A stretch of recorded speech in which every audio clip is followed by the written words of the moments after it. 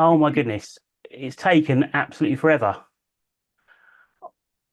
My hands are shaking now. That link. Okay, I think we're now on, but I don't know where we are. That's a nightmare. Okay. Hello. I think we're on. Hi. I don't know where it started. That's really annoying. We just did a great intro. Well, not a great intro, it's a terrible intro. But we think that the feed to YouTube wasn't working properly. So hopefully we're on. Can people see us? Hopefully we're on.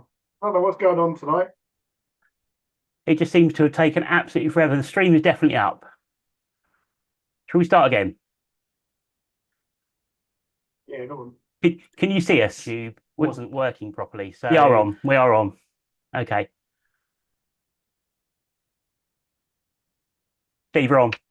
Good. We're good. We Excellent. are good. Right. Okay. So what we'll do, just so we can cut, we're not going to do that intro again. That was a shame. I don't know if people saw it or not. Unbelievable. Steve, for anyone that didn't see that, because it's just taken forever to link the Zoom to the YouTube. Normally it's instant. So if anyone didn't see the intro, we'll try and upload it later on the upload version. We'll cut all this out. And it will be absolutely smooth on the upload. So it'll be worth watching. We're not going to tell you what happened if you didn't see it. You'll have to watch the upload the first minute or so because it's really amazing. Do you know what? Anyway, We built ourselves up for that, and it was oh, like that's so terrible. good as well. I did nothing wrong. I pressed all the right buttons and nothing happened, which is really Oh, annoying. oh Right. my Okay. God. So for the uploaded version, Steve, welcome to Birds of Essex, August 2024. Hello, mate. How are you? You all right? I'm good, thanks, mate. Yeah, how you doing? Yeah, not too bad. Not too bad. Oh, what a nightmare. How have you been this summer, though? Yeah, not bad. Yeah, Yeah, nice to have a bit of time off. Yeah, just chilling definitely. out. Yeah, weather's been really good. It has. It's been, well, you say that. I think the last 2 or 3 weeks have been Okay, cool. really good. Yeah, And we tend to forget in this country, don't we? You can have like 2 months of rain and yeah, cold weather, and then you get a couple of weeks of good weather, and everyone's going, "Yay, the summer's here!" And you kind of exactly. forget it, don't you? So yeah, it's not been bad, and I've got a bit of a tan, which is quite nice. So And right, my so right. lower arms, my upper arms are all, look at that, look, Same line. Right. that's hilarious. An arm We haven't wrestling done one. competition. Yeah, we haven't done one of these since May, I don't think. About three Uh, months. was it May? My crikey, End of that's right. May. Yeah. So thank you for everyone. I don't know if hang on. Richard Chu says I saw you after refresh. Okay, so goodness knows if anyone saw the intro or not, but we'll do it on the upload. That's fine. Shall we get started? Well, what else can go wrong? I mean, After 3 months, we were so well prepared and it's just all gone horribly wrong, but there you go. Right, so we want to go, first of all, we're going to say hello just to everyone. So, Steve, if you want to do that while I'm loading something up, well, please. do you know what? I'm having problems here because I've got nothing in the chat. Really? Hmm. What is going on? I've got chat. Okay, I've not got chat. Got nothing. Okay, well, while you haven't got chat, I'm going to quickly load our screen. So, as usual, if anyone does want to contact us, you can log into your YouTube account using a Gmail account, and then you can join the chat, which is definitely there. Hopefully, Steve will find it in a minute. And if you haven't done so already, there's a like button down the bottom of the screen, and you can hit the bell and subscribe to our channel as well. So it'd be great if you subscribe. Lots of people are now. We've got well over 700, which is fantastic. Thank you. And if you do like what we're doing, maybe not so far, but what's to come, give us a thumbs up as well, which would be amazing. Also, we're going to be checking emails throughout the show. If you want to send anything in on an email, please do so at ebwstalks@gmail.com. We'll try not to miss anything. Um, we've prepared all the pictures that have already been sent in. If you send anything in live, we'll kind of be showing it live. So we'll try not to show any contact details and so forth. But please be aware it is live. So if anything appears on the screen with your details on, apologies in advance. But hopefully we'll be able to avoid that. Right. Let's get rid of that screen. Have you got the chat? So bizarrely, on my iPad, there's no chat. So I'm having to use the computer instead. So I'll be Cool. chopping. Well, what you can do, depending on if you resize the Zoom screen and have the YouTube in the background, you can still see the chat down the side with us Okay, in mate. front of it. Yeah, cool. That's what I normally do. So yes, lots of people are already watching, which is fantastic. Thank you very much indeed. And who's saying hello? So Frankie Robertson, what's up, Matt and Steve? Tim Davis is saying hello. Tony Critcher, yes, we see you. Mike Davies is there as well. Michael Goodchild, Richard Chew, Brian Cox, Katie Taylor, Paul Brayshaw. Hi, Paul. We've got Frankie Robertson, Nick's Wildlife Adventures. I don't know if that's Nick Lay. Is that Nick Lay? Yeah, I would say so. Yeah, could be. Pete Dwyer's there. Ray Watson. Hello, Ray. How are you? I met Ray today at Lackford Lakes. So nice to meet Ray. Thanks for tuning in. Stanley Davis is there as well. And Lauren Hooper. Oh, Lauren's out of the helicopter and she's managed to get to watch us tonight. So hi, Lauren. Tony Critcher.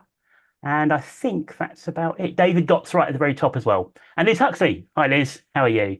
So I think that's probably everyone. You can tell I don't normally do this. Have you got your chat working yet, We're Steve? all good. We're all good now. Fantastic. What a nightmare evening this is. This is like... It's all going wrong. It's hilarious. Good job we're not professional. So I think I've covered everybody, and you're up and running. So we're kind of good to go. So first of all, we're going to start with one of these. Hang on. Can you see that? Yeah. Oh, right. Nice graphics. Are you ready? I'm going to play the sung theme tune. Hold on. Wow, wow, wow, wow. Okay, right. So we have hold on. Let me get rid of that. The number of viewers has just dropped by 50%. Yeah, I think so. So we've got unfortunately an apology to make, and we have to apologize because the last photograph competition, some of the entries for the summer photographic competition went into spam, and we weren't able to see them. We didn't sort of see them until too late. So apologies for those who entered the spring competition and didn't get their photographs shown in the video. We have moved those forwards into the summer competition. So some people have had more entries in the summer competition than the spring for that reason. So the spam photos in the spring have been moved to summer. So you are there, you are in the video later on. And apologies in advance. I'm trying to remember to check the spam for the photo competition. Don't know why they didn't show up. Basically, when you send a photograph in, you should get an auto reply. So if you get the auto reply, you know your photograph's been received, but I will try and check spam. And if I find photos in spam, I'll send someone an email. Right, now, Zoom has changed. I've got to try and work out how to end this screen share. Oh, goodness. Yeah, since the last show, Zoom's had an update. That's all the buttons are in different places this time. So yeah. Yeah, so hopefully that made sense, and we'll try not to get anything else in spam in the future. Fingers crossed. Right. So moving forwards, what's coming up today, Steve? So I don't know, because I've got to use my phone. Everything's gone wrong tonight. So it's like we're going to be catching up with what's been happening during the summer. So where we've been, what we've been seeing, and so on and so forth. We're going to reveal the winner of the summer photographic competition later on. Yep. And that's still open. So if you haven't already voted, you can do so. And I will show you how you can do so. Hold on. We've got 18 more minutes to vote. Right. Yes. Voting closes in about 17 minutes time. Yep. If you go to the Essex Birdwatching Society webpage, which is here, on our homepage, the first screen here, if you click on the big picture of the swan that says vote now, and it tells you on here what to do. Now, the way I've done this in recent competitions, this landing screen stays the same for everybody. And then at each stage of the competition, the buttons below change. So initially it'll be for quarterfinals, then semi-finals, then final. And what you can do, you can go through, press this, and then it'll go through to the 4 photographs. We've got red kites at the top, lovely pair of red kites against a blue sky. We've got a little owl posing on a metal gate post. We've got a dunnock feeding a rather hungry looking young cuckoo. And there's a long-tailed tit against a lovely pink blossom background. I think that might have been one of the pictures that should have been in the spring competition. So I'm glad that we moved it forward because it's obviously one that people liked. Once you've chosen your favourite from those 4, go back to the top of the screen. I'm not going to do it because you may see the results, but you then click here, hover over the blue writing where it says click here, and you will then go to the page where you can cast your vote. So hopefully people have already done that. But if you haven't, please do so while we're talking. and we'll reveal the results in the second half. You've got about 15 minutes to vote. We're also going to be looking ahead to the autumn. So the Society have got lots of activities coming up in the next few weeks and months, and Steve and I will be covering some of those as well. So it's going to be a lot of looking back, some looking forwards, lots of pictures.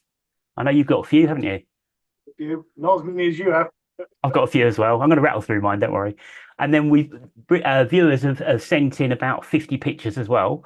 So we're going to rattle through a load of those, which is great. Thank you. We've got the usual sightings roundup later on. So it's kind of just back to normal, all the basics, catching up, looking forwards, and hopefully no more mistakes. But that wasn't my fault, I promise. I did press the right buttons. Technology. We're in the hands of technology here. We are, yeah. Incidentally, while we're on the subject of the photographic competition, a couple of things. There are some honourable mentions, which I'm going to get up on the screen while I'm blabbering. But it's very important not to disturb the birds while you're taking pictures. So we always put that on the competition rules as well, of course. Please don't disturb the birds. Use your feet to get as close as possible without disturbing, and then use your lens, use a zoom lens, if you've got one, or a long lens, to get that little bit closer. Don't be tempted to go so close to disturb the birds, because when a bird gets flushed, it wastes so much energy, and it can take a long, long time for that bird to get settled again and to recoup the energy it's used. So please bear that in mind. Right, should we do some honourable mentions, Steve? Honourable mentions, yeah. Okay, so the first one is this one. Now, these are photos that didn't necessarily get into the quarterfinals, although I think one of them did. But these are ones that we just liked, and we thought we'd pick them out. So yep. That's the first one. Yep, nice house sparrows from Graham Lee there. Really good. I love the action shot. Really cool.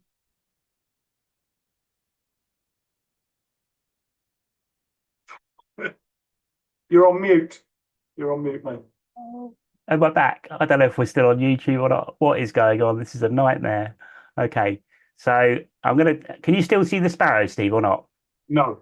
Okay, right.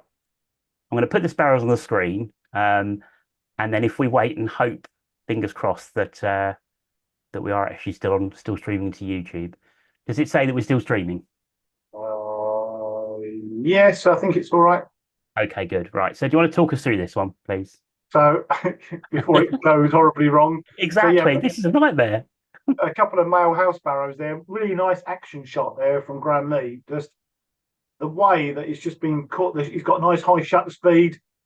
Yeah, just caught them squabbling. Really nice. I love that.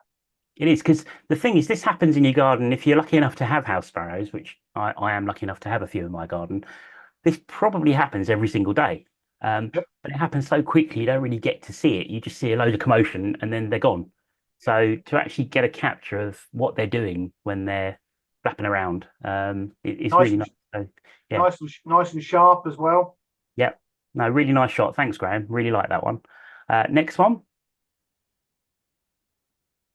Can you see that, hopefully? Yeah. Again, a bit like the house sparrows, it doesn't have to necessarily be an unusual bird.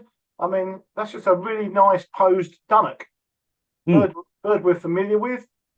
Nice blurred background. Nice depth of field. Just nice lighting. Yeah. I think everything about this, like you say, the light's in a good position. Beautiful shallow depth of field. So Bluebell has used a very wide aperture to let as much light in as possible, and also to give a shallower depth of field as possible, and it gives that nice blurry background. And the other way you can get a blurry background is by distancing your subject from the background. So if you can try and angle yourself, if possible, so that the background is further away from your subject, then it will often be blurry as well. But we might do another photo pop up at some point, mightn't we? We should do, actually. We'll do it something in the autumn or early winter. Yeah, it'd be good. I mean, David Gotts has just messaged in saying the quality of the pictures gets better every time. It does. Done to all. I mean, it does. Really does. They're just outstanding, the quality that we're getting in. Well, you should try judging them, David, because when you get 70 or 80 pictures and you've got to choose your top 10 and put them in order, which is what we all do, it's a nightmare. It really is. It's a nightmare. So that's the second one. Third one. The four-winged grey goose. Again, Nice, Made me bit of laugh. fun. Yeah, Yeah, yeah, yeah. yeah. Love that. Really love that. I mean, if you tried to replicate that again, you're never going to be able to do it. That's a one You in a know what? million shot, isn't it? Exactly. I was just going to say that you could never do that again. Right. That's a cracker. Really like that. Well done, Andy. Thank you. Reminds me And of the old Star Wars X-wing fight. it does, yeah, yeah. You'll probably find it's actually a four-wing grey lag that's just flapping around somewhere that's never existed before. It goes around twice the speed of all the others. Yeah, and I'm only putting this one in because I'm a little bit disgruntled actually. This of all of them, this was my favourite purely because I thought I normally judge it not by the species, but I think which of these pictures would I put on my wall? And of all of there were loads that I would put on my wall, obviously, but of all of them, this was actually my favourite one. I probably shouldn't say that, but I'm going to. And only because it's lovely blurry background. It's just the eye, that orange eye. To me, just drew me straight away. I really like that. So It's thanks very much, Nikki. nicely cropped as well. Yeah, it's You know, just a nice, you don't always have the whole bird. You just a section of the bird's often good. absolutely. And even the fact that the eye is in focus, but everything else is just a bit blurred, but that doesn't matter because it draws you to the eye. But I like the fact the eye is not right in the center, the eye's off center. So your eye is drawn to the side of the picture and everything else is still going on, which yeah, I like that. Right. There we go. So that's your honorable mentions done. Right, what's next? So yeah, a couple of comments. Yeah, Julian Good and what else? I'm trying to read this on the screen. Yeah, about everyone's saying that the quality of the pictures are just so good. Absolutely, definitely. Yeah, so I mean Frankie's saying probably just YouTube being slow. So yes, we're having problems. The Zoom link was slow originally, and then we've already lost the link once. So if it continues to happen, apologies. We'll try our best to get through it. Um, Bill Little, good evening, everyone. Hi, Bill. And Frankie said, "Oh, Frankie can finally attend a coach trip. Nice. He's coming to Dungeness on the 18th of May, which will be his birthday." Oh, you can bring the cakes then. Excellent. Yeah, so Well done, Frankie. 52 cakes, please, Frankie. I like Colin the Caterpillar, so that's me sorted. Anything like apple pie will do me, so that's good. Yeah, it was Tony Critcher. Was that the one you read out? All the photos are winners. It's so difficult to choose. John Norgate, the last photo pop up was really helpful. Oh, good. Thanks, John. That's really nice. And yeah, I think Julian Good said he agrees with Tony and David. Can't believe how good the pictures always are. Very hard to choose. And Alan Watts has said hello to himself and Sue. Or I think it might be hi from Sir Alan. So hi, Sir Alan. Hello. Yeah. And Susan Pembroke said finally in. Hi, everyone. So maybe people have had trouble joining us as well. Don't know, but there we go. Right. Good. So we were going to give an honourable mention to someone else, weren't we? We were, yeah. So for those who, I don't know, watch TV and stuff, Country File. They always have this calendar competition, photographic competition, and they've just released the final 12 entries, the 12 winning photographs, and one of our previous winners features. Have you got the page? No. Oh, do you want me to find it? Right, hang on. Yeah, please. Sorry, I'll just waffle. Oh, sorry. I thought you had it. Okay, right. Hang on a minute. Oh, we're rubbish tonight. I'm like. Let's have a look. So here we go. Right. Let's share this quickly. Share screen. Here we go. And can you see that? Yep. Okay, so this is the 2025 Country File calendar. And we're going to scroll down quite quickly. I mean, they're all wonderful, obviously. That's hilarious. Look at that. Lovely little foxes. And this one here, there we go. Seal of Approval by Ursula Armstrong. And for those of you that remember, Ursula won, I think she won our spring or summer competition last year with the green woodpecker feeding its young at the nest hole. Really lovely picture. And she's now gone and got herself in the Country File calendar as well. So congratulations, Ursula. That's really, really good. Well done. That's fantastic. So yeah, and voting's open for that. So if you want to vote for your favourite, I think she's in. She's in it. Can you vote for the winner? I'm not sure about that. I think that's the 12. So Oh, this is for the front cover. I see. Yeah. Gotcha. Yeah. So Yes. one of them gets on the front cover. So yes, you can vote if you want to. Not that we're telling you which one to vote for, but I'll just leave that on the screen for a few more seconds. Okay, there we go. It's cool though, isn't it? That's cool. Yeah, really good. Really good. I mean, I the will, standard of photography nowadays is just immense. yeah, You know. no, definitely. Really good. So, and Right. also, I forgot to mention, if you haven't subscribed to our channel, um, I did that, but you can do it again. Go on, you do it better than yeah, me. subscribe, like, thumbs up, all that stuff. Yes, please do. I Um, don't know where I was then. Perhaps I was having a parallel that's fine. I moment. think you were trying to find the chat, and I was just waffling. So, we'll cut all the bad bits, and the show will end up being about 10 seconds long. That's fine. That'll be a really easy edit this time round. Right. So we're asking you guys in the chat, where have you been for the summer? Not necessarily on your holidays, but where have you been birding wise or wildlife wise? You can tell us where you've been on holiday if you want to. And what have you seen? Have you seen anything good, anything unusual? Have you seen any early migrants yet? So we are starting to see some autumn passage already. Um, we'll cover that more later on in the sightings roundup. But have you seen anything, either in your local patch, in your garden, maybe, or while you're out and about bird watching? So please let us know in the chat. It'll be good to know what you've seen. And I think it's basically checking feedback. Let me have a look at emails quickly. Hold on. Oh yeah, Nothing on emails. That's good. Alan Watts. It's their first time, and Alan wanted to say hello. So, good evening, Alan and Sue. Hi, Alan. So, no, I know what you were. I was just being cheeky. That's apologies. And then Sean Mulqueen says, "Good evening, everybody." Hi, Sean. Hi. Good to Now, see you. now I've got the chat going. We're all sort of Excellent. almost. So Almost, yeah. almost. So the first sightings, Frankie Robertson saw a golden eagle on his holiday going over Loch Inch, Wow. in the sort of Speyside area. So Very really nice. nice. That's a good. Mm. That's a good holiday bird. That is. Well, I've still not been to Scotland, so I've still not seen a golden eagle. So Frankie's one ahead of me there, definitely. Bit jealous. Get up there. Got to get up there. Right, we're going to look at a very quick little thing that everyone can get involved with. I don't know if anyone's already seen this. This is the BTO, and they are asking people to report any unusual plumage variation in your garden birds. So things like blackbirds, sparrows, starlings, robins, and so forth that maybe have got white plumage, bit leucistic, or even albino, completely white. And there's a bit of information on the BTO website about this. And I think there's also an email address somewhere. Yeah, just down the bottom here, you can go onto a website and then you can submit any sightings. So I think they're just trying to track where these birds are, how frequent they are. I presume they're trying to look into why it happens, maybe. I don't know.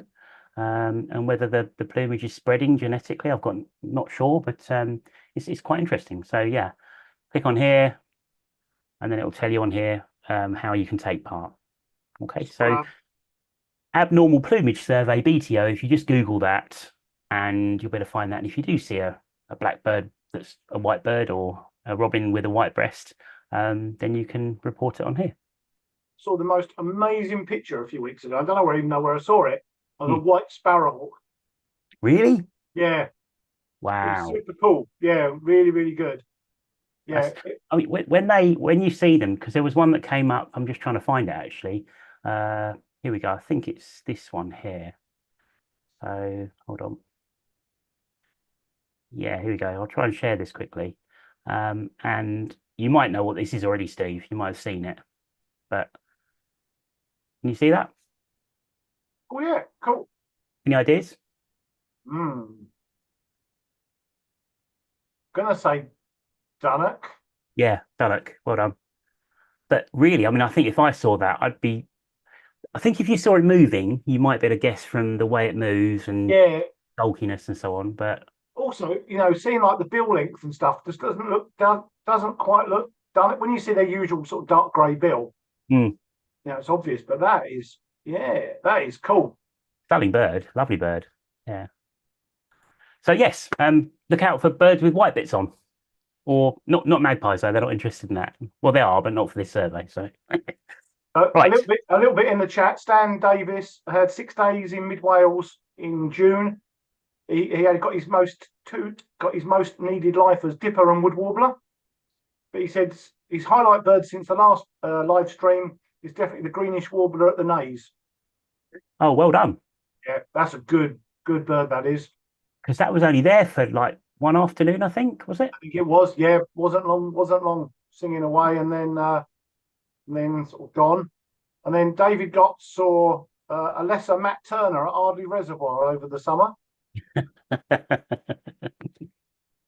Well, I'm a bit greater now actually because I've been stuffing my face with chocolate the last couple of weeks. So yeah, hopefully I'll be lesser again soon.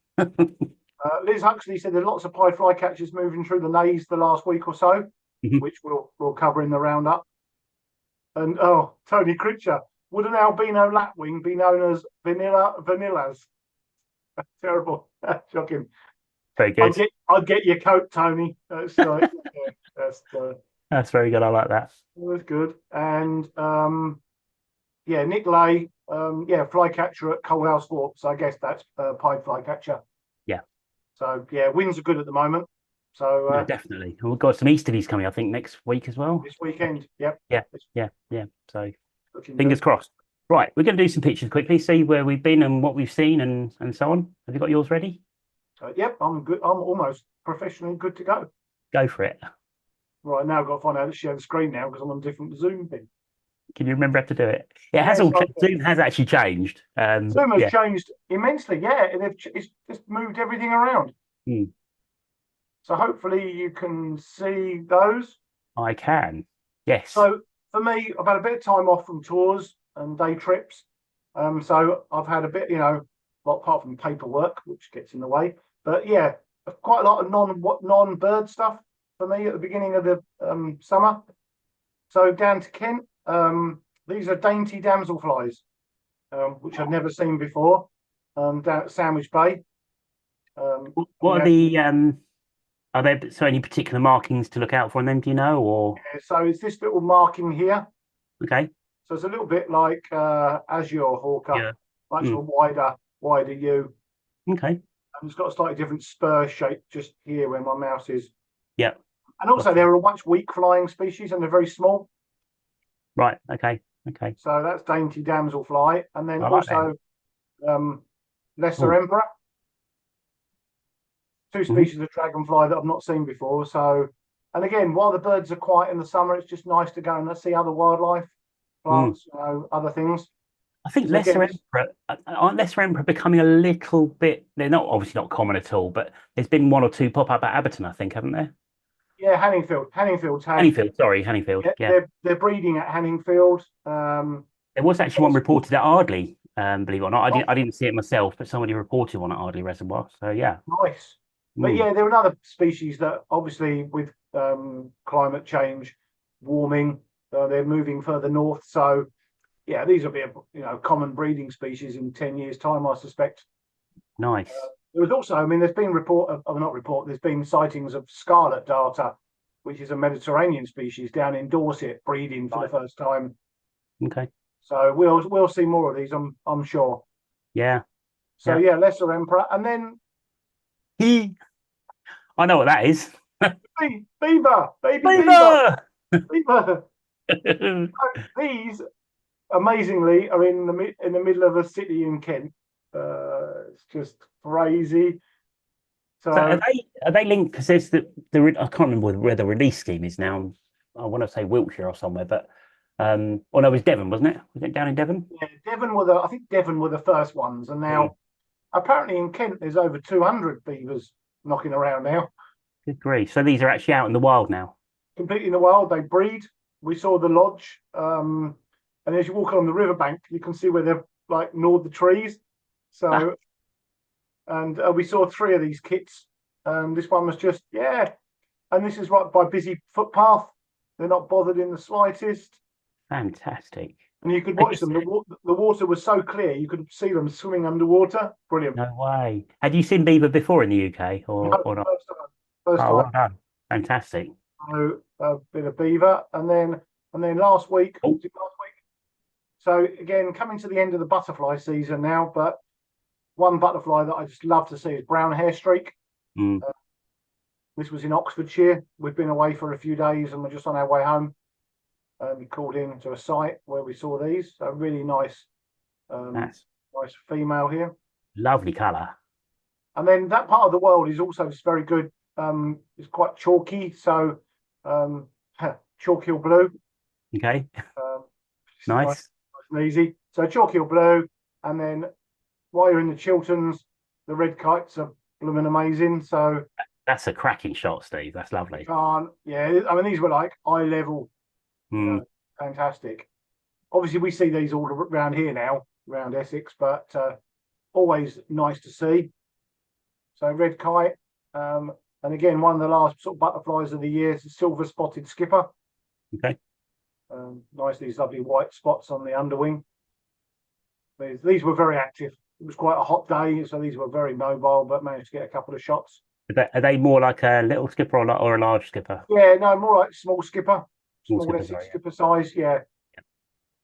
And then I think I was back to work. No, I wasn't. No, I wasn't back to work. Spotted flycatcher, also in the Chilterns. Excellent. And then I was back to work. Back to work last weekend, bank holiday weekend. Oh no, you're not gonna. We're not gonna play a game, are we? Yeah, I want to make this into a jigsaw puzzle. That'd be amazing, wouldn't it? So probably you can guess this is up at Snettisham. So Sure. I did 2 day trips last weekend, up to Snettisham for the nice big high tides. There's like 48,000 knot up there at the moment. Amazing. Phenomenal numbers, and some are still in breeding plumage. You can see the rusty brown, sort of brick red plumage there. Mm. And these They are look all completely different, don't they, when they're in breeding plumage to absolutely. So I mean, you and I and Steve Swinney did this a few years ago, didn't we? we did. Yeah. And we had such a good time. And I'd say to anyone that's not done it, get up and see it sometime because it is Definitely. amazing. You do have to get up. I mean, you were up at quite early, weren't you?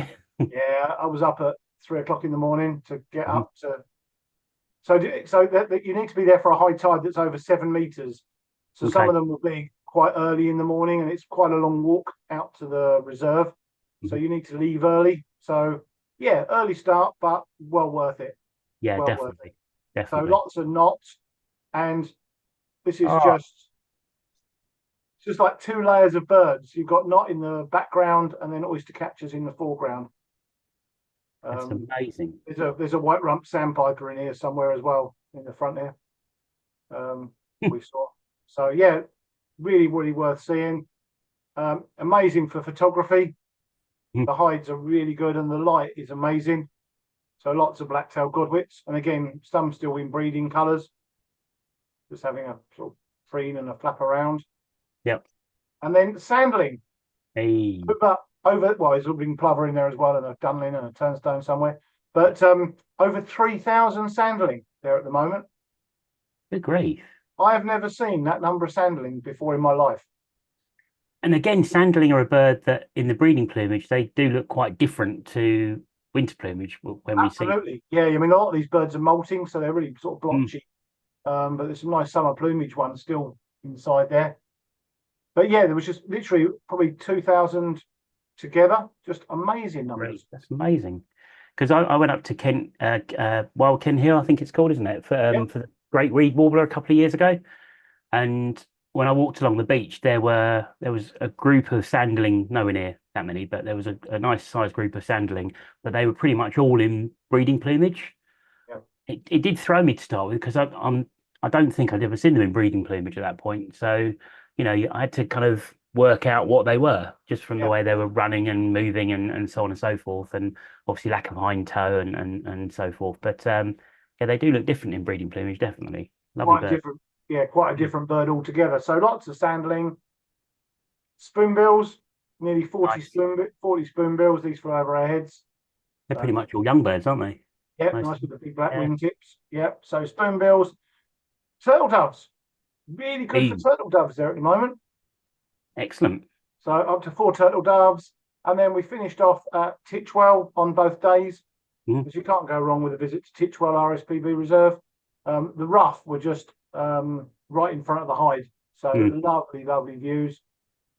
This is a young female, and then my last picture is Hey, nice molting curlew sandpiper, lovely. which we saw. So yeah, that's me. So not Very not nice. not not a huge amount, but Very nice. Right. So Let me what? just see. Sorry, I've been so busy looking at yours. I haven't even got mine ready. Hang on. All right. Um, We'll so check I've this. got a few pictures, but I'm going to rattle through them. So what I did is I went back to kind of the last show that we did, and I kind of went through pictures since then. So bear with me 1 second, and hopefully we'll be there. Hold on. Here we go. Right. Can you see a Gargany? Oh, I can see a Gargany. Right. So this was back on the 24th of June. That's how far back I went. And this was the male Gargany that was at Aberton for a little while, wasn't it? Very, very, very Yes, nice. So yes, just had to go and see that. And they're striking birds. They're lovely, aren't they? Really nice. Oh, hang on. that's nice. Then we went to Benton, didn't we? Oh, we did. I forgot about that. Ooh, yeah. Was that in So June? me, you, and John, John Ward, who has done our video a bit later on, leading into the break. We went up to Benton at the end of June, and managed to get a few nice shots. It was a day really that we were focusing more on taking pictures, weren't we? Yeah, we did. We just had we took thousands of pictures. Mm, Thousands. yeah, I think John took like 3,000 pictures or something. You It weren't was far away. very relaxed day, wasn't it? Just Oh, mooching about. Really good. yeah, it was really good fun. Good company. You did all the driving there and back in a day, which was incredible. I did offer to share, but Steve has seen my driving, so to be fair, I think he valued his car more more than anything else. But yeah, so nice couple of gannets there, just having a bit of a greeting to each other, I assume.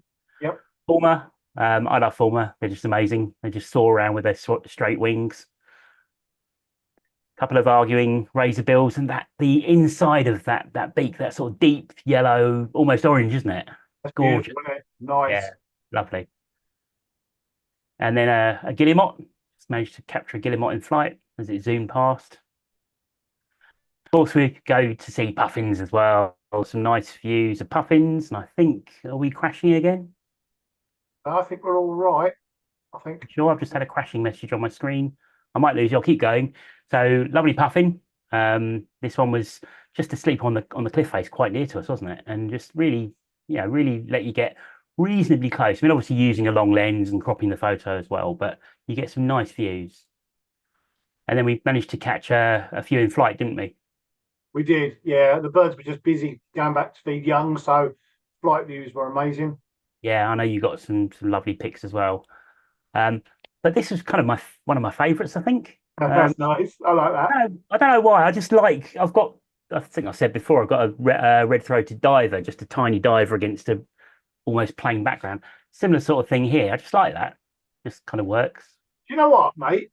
Go on. You'd have that's quite a tricky picture to get because there were so many birds in the air at Mm, once. To mm. get one, like one lone bird, quite zoomed out. Yeah. Pretty, Well, I pretty. spotted it flying off, and as it flew off into the distance, I thought because I was watching it, I thought I can't see it. I just took a few snaps and yeah, just got lucky.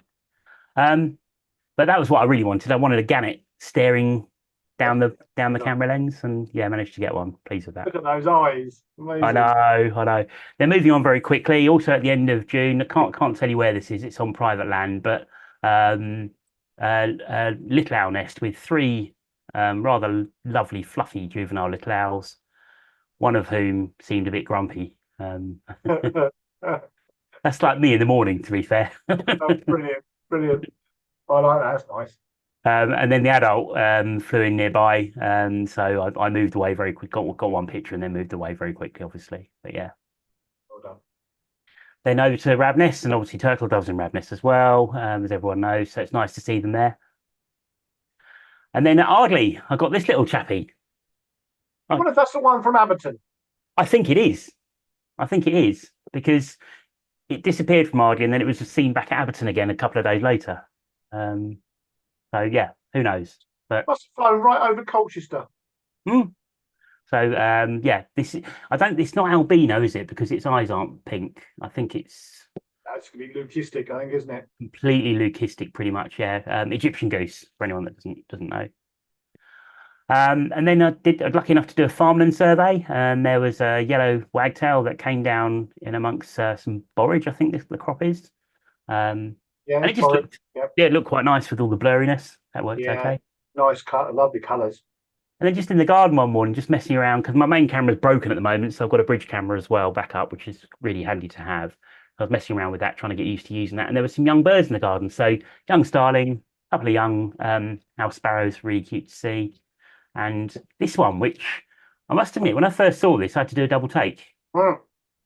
But I think it's just a young blackbird, Yeah, but yeah. really spotty, really spotty. And then after bird fair, I went around the corner and managed to get some pictures of ospreys. So I got 3 ospreys on one of the posts there. Always nice to see osprey at Rutland. And then also back on the farmland survey, a repeat visit, managed to get the target species, which was turtle dove. So very pleased to see those fairly locally. And also corn bunting. There was nice number of corn bunting, which That's again, you good. don't see loads of corn bunting, do you? So No, yeah, they tend to be sort of here and about, but not widespread for sure. no. So it's nice to see them on farmland, which is where they're kind of supposed to be, isn't it? Pretty much. So yeah. Oh, well done. And then eventually, it took me absolutely forever, but I managed to get 3 young mallards for Hannah's mallard Ballard ducking. survey. Well done. Yes, yes. So I was really pleased with that. So yeah, got a picture of them. I quite like that because the other two are kind of asleep, and the little cheeky one at the back is thinking, yeah, you want some Uh, with his little punky hairstyle. Yeah, like him. Nice. And eventually the great crested grebes as well. There was one sitting on a nest, and it seemed to be sitting on this nest for about 4.5 months. And then eventually they've had 2 chicks and managed to get a shot of one of the chicks just about to be fed. Then down at Blue House Farm, wood sandpipers. There was good couple of weeks at Blue House, wasn't there? Performance has been really good this autumn. Yeah. Yeah, so there were, 3 or 4 wood sandpipers. There was the pectoral sandpiper, which turned up there. And oh, that's not Blue House. Dartford Warbler. I went up to Suffolk, onto the heath at Suffolk. We've got a Dartford Warbler, and then back to Blue House Farm. And this is the Temmink stint on the left, with a green sandpiper on the right. So you can see how small these stints are. Size Um, difference, amazing. yeah. And then the stint managed to sort of stand up in front of the hide, so got a nice shot of that. And then rattling through, ruddy shell duck at Abberton, that popped up, didn't it? For a Yes. few days. Yeah. Yeah, slightly dodgy, but never mind. Well, I think it had an injured wing, didn't it? Yeah, I mean, it was Didn't fly probably properly, tame as well. then it flew off. So yeah, it's Bit too, okay. bit too tame for my liking. And then I went up to Grafton Water trying to get that kelp gull, and I saw a great black back actually from distance and got excited. But when I get near, it was great black. But I'm pretty sure this is a yellow-leg gull. Yeah, there you go. Yeah, I would Yeah, say so. it's huge. Yeah, I mean, it's the same size as great blackback, pretty much, isn't it? yeah, It's such a big yeah, bird. Yeah. yeah, that's nice. And then back to Abberton really quickly. A couple of days ago, got Gargany. There's been a few Gargany at Abberton, haven't there? Yeah, I think it's been up to like 8, 10 birds, hasn't it? Been really good. Yeah.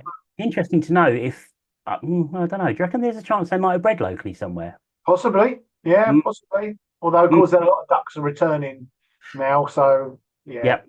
Yes. So 3 male red crested potsherds. Um, and then my wedding list. I went to a wedding 3 or 4 weeks ago. Tina and I went to a family wedding.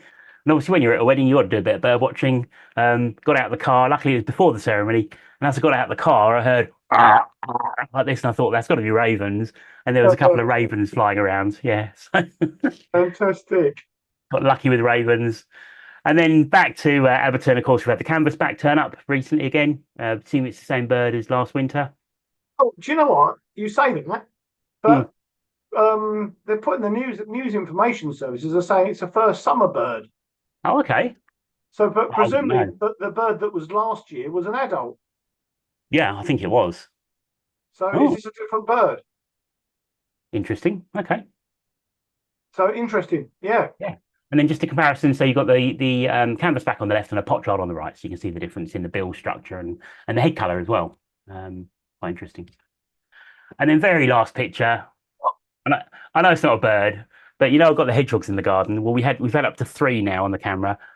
Went out one morning to feed the birds, and this little chap was just sat in the little hedgehog house like that. Oh, that's nice. I thought I've got to take a picture. Obviously, I zoomed in. I stood at the end of the garden and zoomed in, but oh, it's so cute. I like that, mate. Okay, cool. Right. What's next? Oh, okay. Stan Davis said Bird Guides has canvas back as adult Drake. So Rare Bird Alert have it as first summer Drake. So, okay. Who knows? Hmm. Right. So what have we been up to? We've been the society. I mean, we had a field trip, didn't we? Well, sorry, just before we carry on, we've got loads of comments now Okay, go about on. Yeah, sorry. what people. Lauren Hooper said she's highlight Goldbill Tern up in Shetland in July. Fantastic. But missed the Pacific Swift. A second year running that Pacific Swift's come back. So you need to get up there next July, Lauren. So, Stanley Davis, the greenish warbler, was only there for the morning. He said showed really well, sung a few times, and even sat in the open for about a minute. Wow. And then Ushrala Surah, if I pronounce that, I apologise. She says, hello, everyone. I've been on a Lynx workshop to Spain. Saw many birds, azure wing magpies, partridges galore, hoopoo, shrike, but she's not sure what the shrike is yet. So, yeah, you got a bit of a choice of the shrikes there. Maybe lesser grey or wood chat or redback. Nice. Michael Goodchild went to Benidorm in July, spent a day birding and saw black wheatear and crag martin. A couple of good birds there. Very nice. And talking about the partial albinism, Paul Brayshaw says there are some great pictures on the web of a marsh harrier that was born this year at Otmore. That was another reason why I went looking for brown hair streak, try and see those marsh harriers. Okay. But they're now at Slimbridge. So yeah, if you can, I don't know if you can, but it's the most amazing bird. You can Google it. Be worth a look. Talking about beavers, yeah, we've got beavers on. There's private estate in Essex, yeah. Obviously we've got Spain's Hall up in northeast Essex. The beavers. Richard Chew said he had excellent views of wild beavers on the River Otter in Devon. Nice. And then, yeah, a lot of people saying about Snettisham, how good it is. Richard Chew and various others. David Gotts had curlew sandpiper at Cly in July. Excellent. So yeah, Frankie Robertson's off to Bempton next year. Oh, good. That's good. Have you been before, Frankie? Let us know, because it's an amazing place. So, there you go. That's the marsh harrier, one of the marsh harriers, I think, isn't it? No. Oh, isn't it? Don't think so. No, they're juvenile ones. Oh, okay. All right. Well, it's going to be similar anyway. So it's that sort of thing. No, they're even more striking than that, mate. Are they really? Oh, okay. Yeah, all right. Let me see if I can fight. Go on then. Give it a go. So yes, while you're doing that, I've got a quick video to share. So do you want to see how to turn a canvas back into a pot jar in less than a second? Go on then. Okay. Anyone that follows me on Twitter has probably already seen this, but let me see if I can find it very quickly. Hold on. In there and in here and here we go. Right, you ready? So what can you see? Canvas board, a duck. That's a canvas back. Right, you ready? 3, 2, 1. There you go. Just like that. Magic. Oh. Just like that. Just like that. For anyone that missed it. That's brilliant. Okay. Right, now I've got to try and work out how to get out of that later. There. Found it? Any joy? Yeah, I found it. I'm just trying to go for it. I'm just trying to share the screen. Share. Oh, it's going to be an awful shot. Hopefully you can see that. You see that? Don't know yet. Hang on. Yes. Oh wow, blimey, that is different. Yeah. Gosh, that's incredible. So these bred at Otmore RSPB Reserve in Oxfordshire, and then they were seen.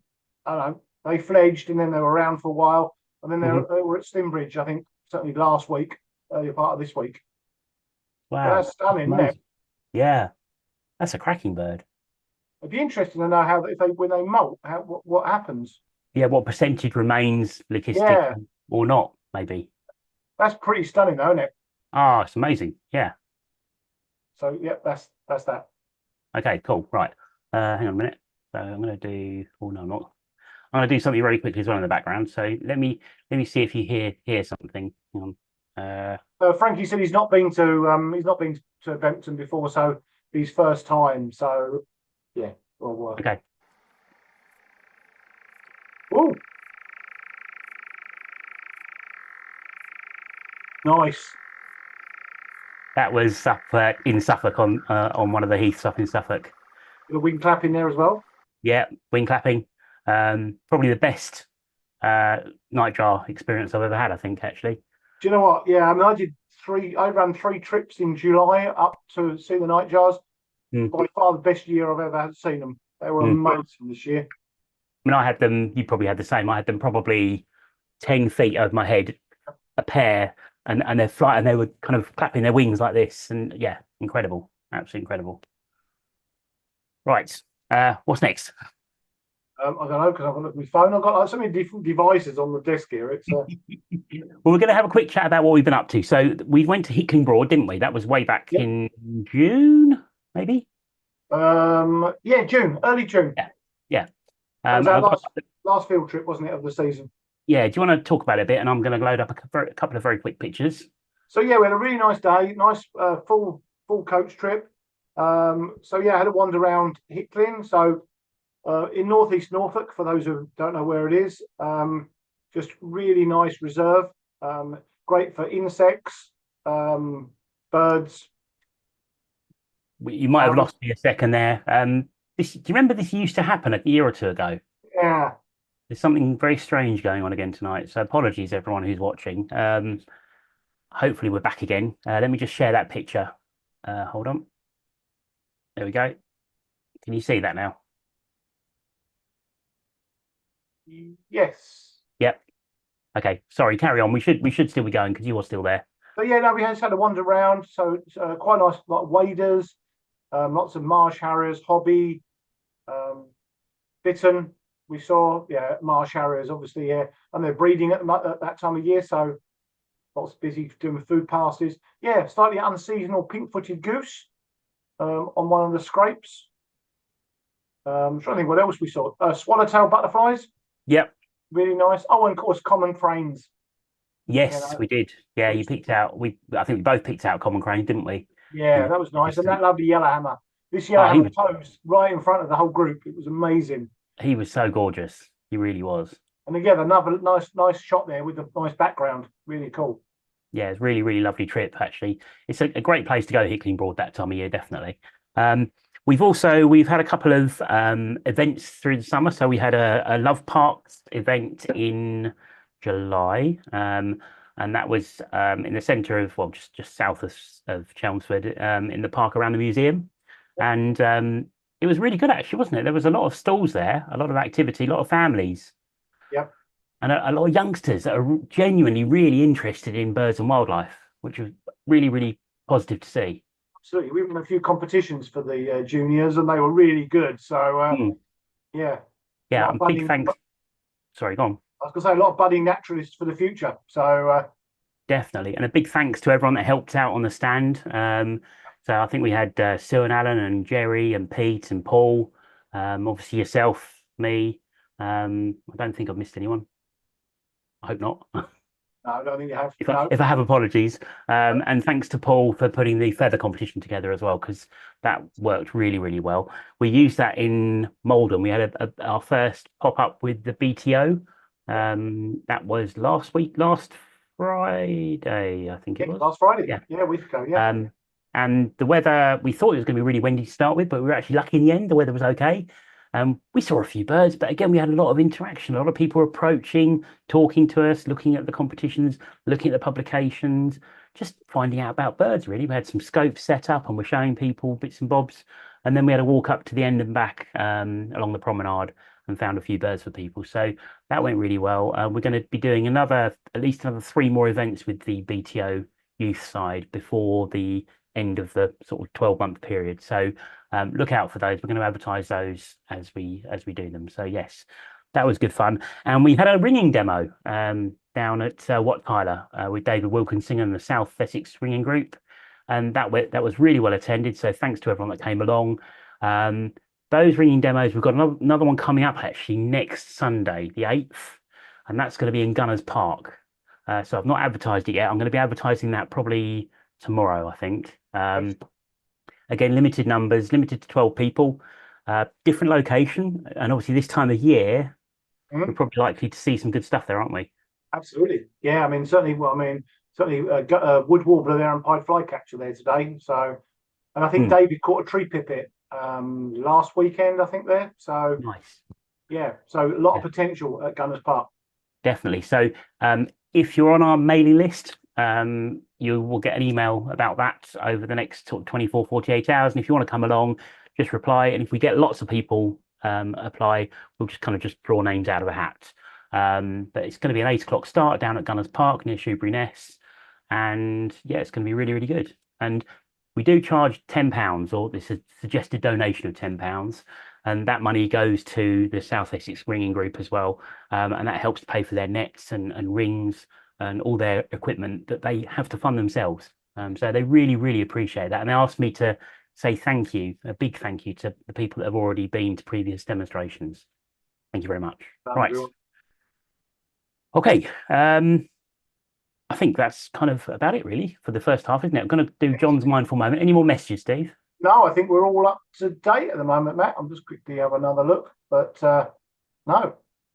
Okay, right. So we've got Richard Chu said the Southeast Ringing Group has been one of his the event we did back in, I don't know when it was, a while back. Been one of his birding highlights of the year.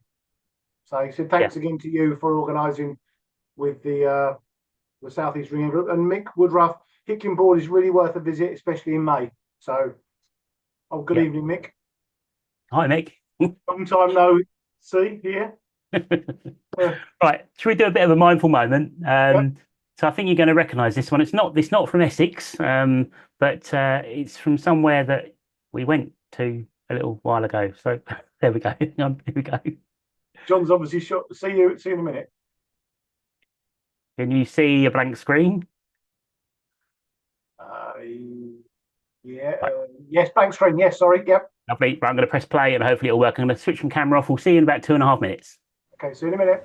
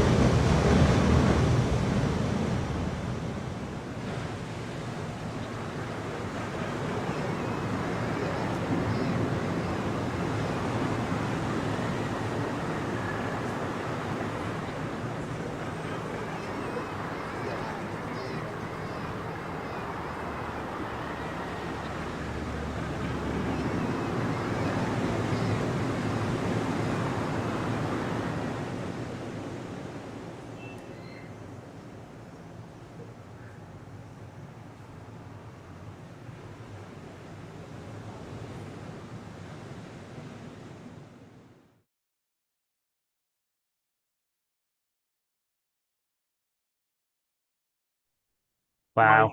Amazing. The noise of that water, I was actually starting to drift off. absolutely.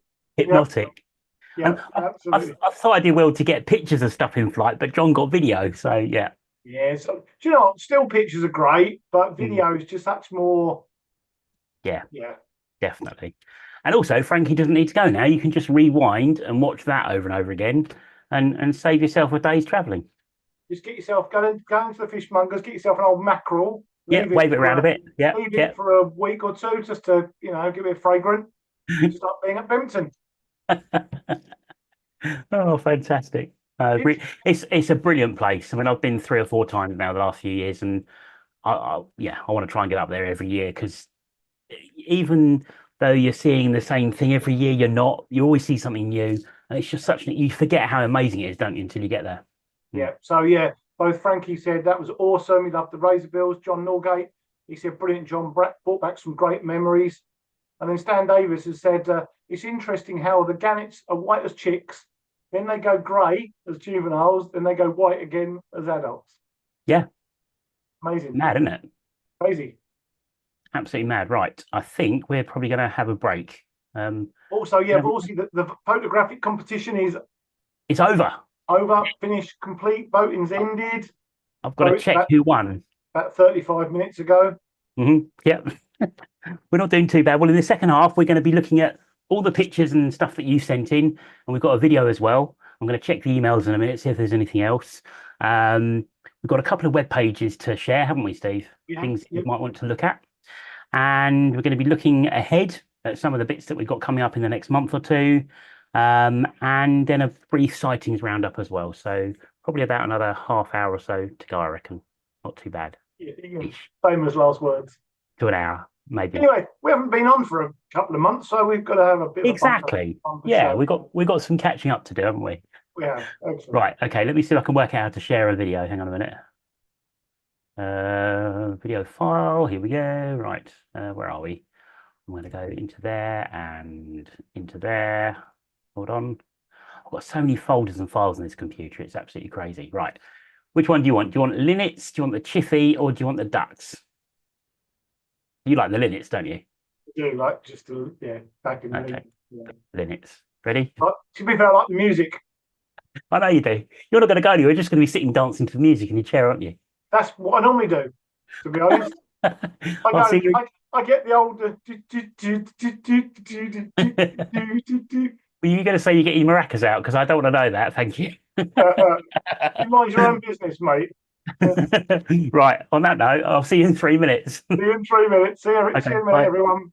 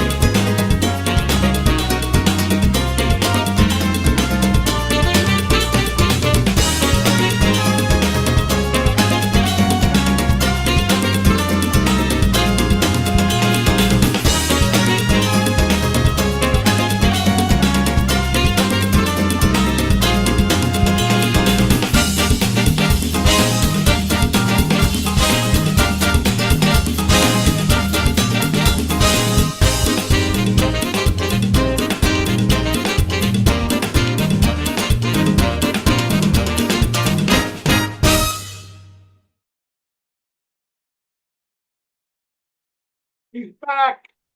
Hurrah! You know, I was worn out with my maracas. I don't want to know. For his sake, mate. Right, I'm going to have to take another 3 months off if you're not careful. Oh, that's a bit of fun, isn't it? Right. Okay. Is there any? Are we up to date on all the chatty bits He and bobs? almost, Paul Brayshaw says, great stuff as always. He'll catch the second half on catch up. Probably for the best, Paul, to be Yeah. honest. Michael I still want to know Goodchild. what. Oh, go on. Go on. Oh, no, go on, carry on. No, go on. Sorry, go on. Michael Goodchild says he wants to go to Bempton Cliffs maybe in October. So the gannets will probably still be around just about, but obviously all the auks would have left. So certainly a spring visit is worth a go. He said he might take a trip up to Titchwell and stop at Snettisham this weekend. So yeah, keep an eye on the tides. Keep an eye on the tides for that. And then Richard That's the thing. I mean, Snettersham's good anyway, isn't it? But as you say, when you get the tides, what happens is the mud flats, when the tides are at the right height, the birds are all pushed off the mud flat, and they all literally fly over your head and roost on the sort of not the pits and stuff, isn't it? On the scrape. That's what I'm looking for. On the scrape, and there's really good hides, as Steve said earlier on. So high tide, you get the best possible experience. But if it's not high tide, it's still worth going and having a look there because it's a great place. Absolutely. Yeah. Well worth a visit. And then Richard Hughes said, apart from the gannets changing plumage by age, he says it's also interesting to say that some now have black eyes rather than blue. The ones that I think have had avian flu. So we saw one with black eye and blue eye. Yeah. I saw a picture of one actually online the other day with a black eye and a blue eye, and it looks quite strange. So yeah. So that's it. All up to date. Oh, brilliant. Okay. Right. Shall we do the results of the summer 2024 photographic competition? Please, let's do. I'm waiting with bated breath. Excellent. That's what I like to hear. Because my favourite's in the final, and I want to know whether it's won. Okay. So hopefully. If it's not, I'm going to cry.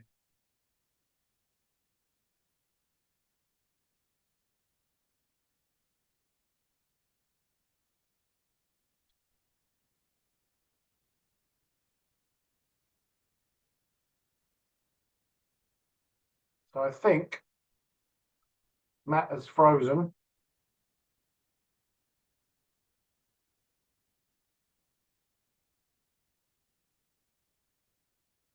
If we're frozen, guys, can you just put it in the chat, please?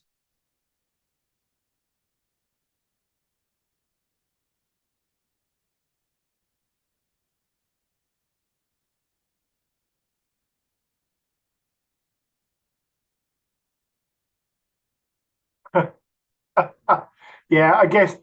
Yeah, Matt has disappeared. I guess you had. Yeah, sorry. I thought I could see that I'd gone.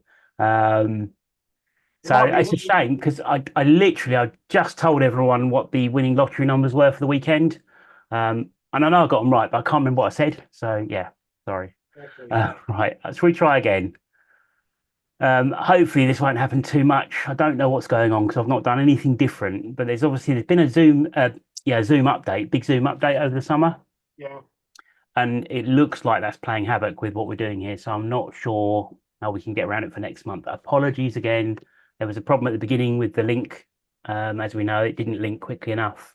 And there seems to be problems with the pictures. So let's see what happens. Can you see that? They could have had me for 2 hours. So well, that might be the plan next month, to be fair. I've talked to myself. So yeah, Little Owl by Adrian Galley. Yeah, so this finished in 4th place by 1 vote. Whoa. That's how close it was. Oh. So 4th place. And I really like this shot for lots of different reasons, but everything's sharp, the background gorgeous. And I love the fact that it sat on that kind of metal gate post. It just looks cool.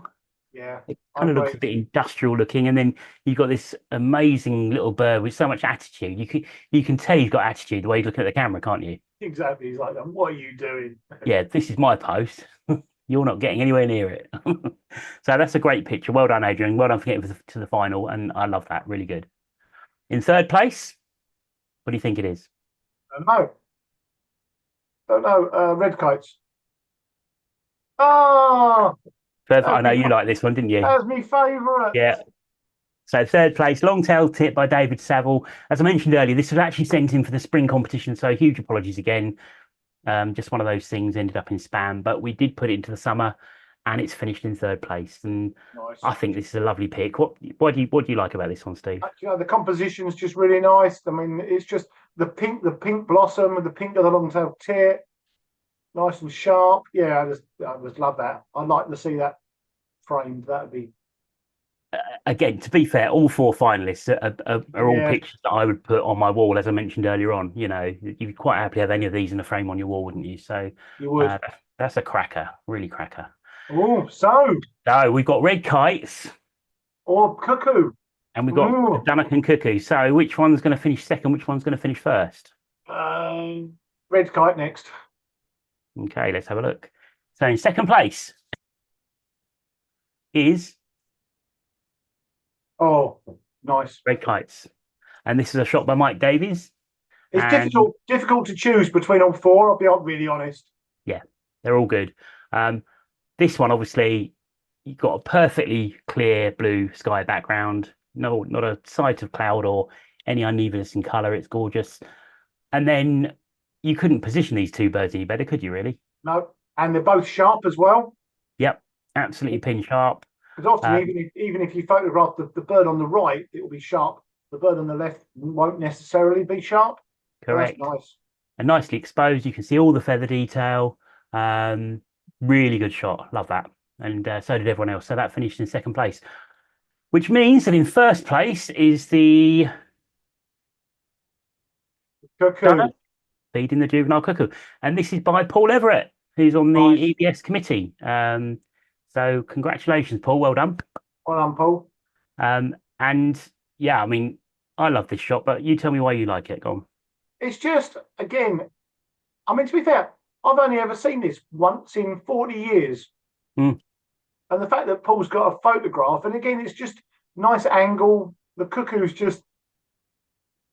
And do you know what I really like? It's going to sound a bit weird.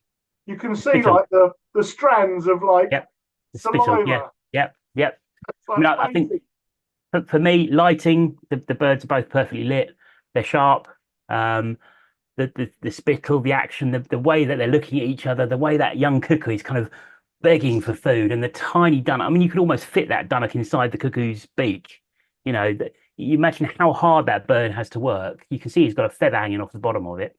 But the main thing I like about this is what you said. I've never seen this, and you know, I'd love to see this happen in real life. You may never see this in your life. I said to Paul the other day, you know, I said this is a great picture, and he may never see it again. He said, no, I know. So it's just a great moment to capture, really is. So yeah, well done, Paul. We'll get it printed, we'll get it framed, and I'm sure I'll be able to give that to you in person, shake your hand, and get a picture as well, which would be nice. So yes. Nice. And again, Excellent. well done to everyone that took part. As Matt said earlier, when we chose our top 10 favourites, really hard. Took me ages. I had bits of paper everywhere with all my ones I liked, and yeah. It wasn't easy, definitely not. And it won't be long before the autumn photographic competition. Well, to be fair, it's already started technically because I always start the start date at the end of the finish date of the previous competition, if that makes sense. So for you guys out there who are taking pictures, you can always enter a competition because the next one starts the moment that the previous one finishes. But I'll put details up on the website probably in the next couple of weeks, something in that region, and on Twitter and Facebook and so on. So yes, it will all be out there in due course. Shall we see some pictures from other people? So while you're queuing that up, Richard Chew said, "Was the Dunnock and Cuckoo at EWT Brewhouse Farm?" Yeah, it was. Yeah. It's the famous one. Yeah, I think there's a slightly sad story to that. I think the cuckoo was last seen being chased by a sparrowhawk, I've been told. I think so. But let's say, in my mind, it's got away. It escaped, and it's living happily somewhere with another Dunnock, maybe. Yep. Who knows? Yeah. Right. Pictures, and hopefully I don't crash. Fingers crossed. 3, 2, 1. Let's give it a go. Am I still there? Yep, you're there. I'm there. Right. So I'm going to try and go through these what I've done, I normally what I do, all these emails come in, I print off each email individually so I can read it and so on and so forth. And I started doing this earlier on, looked at my printer, realized I've got one sheet of of paper left in it, and I've got no more spare paper. So I've had to kind of copy paste everything onto one sheet. So hopefully it's going to make sense. Luckily So, for you, I've got loads of paper here, no toner. We run out of toner today, and it's coming tomorrow. So yeah, brilliant. if we combine forces, we'd have the perfect printer setup. We would, yeah, exactly. Right. Anyway, so first pictures by Andy Brown.